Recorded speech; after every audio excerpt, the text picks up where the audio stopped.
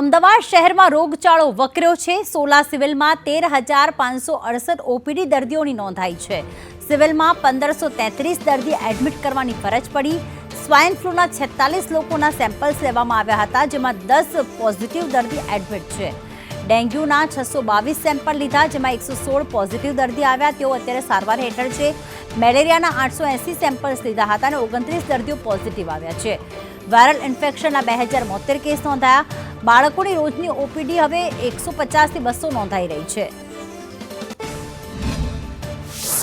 ભાદરવા મહિનામાં ઋતુગત બીમારી જોવા મળતી હોય છે। સામાન્ય રીતે ઇમ્યુનિટી ડાઉન થતી હોય એના કારણે શરીરમાં રોગપ્રતિકારક શક્તિ ઓછી થતી હોવાથી જુદા જુદા રોગ થતા હોય છે, જેમાં ડેન્ગ્યુ, મેલેરિયા, ચિકનગુનિયા ખાસ હોય છે। તો તેવી સ્થિતિમાં આખા બાયના કપડાં પહેરવા જોઈએ અને સંપૂર્ણ ખોરાક લેવો જોઈએ। અને જો તાવ આવતો હોય, એવું કંઈ સિમ્ટમ દેખાતા હોય તો નજીકના સરકારી હોસ્પિટલમાં બતાવી અને દવા લેવી જોઈએ। ડેન્ગ્યુ અને મેલેરિયાના કેસ લગભગ થોડા વધ્યા છે। અમારા હોસ્પિટલમાં ગયા અઠવાડિયામાં લગભગ 622 દર્દીના ડેન્ગ્યુના રિપોર્ટ લેવામાં આવેલા, એમાંથી 116 દર્દીના પોઝિટિવ રિપોર્ટ જોવા મળ્યા તથા મેલેરિયાના 880 દર્દીના સેમ્પલ લેવામાં આવ્યા, એમાંથી 29 દર્દીના રિપોર્ટ પોઝિટિવ હતા। તો ડેન્ગ્યુ મેલેરિયાના કેસ ગયા અઠવાડિયામાં થોડા વધારો જોવા મળ્યો છે।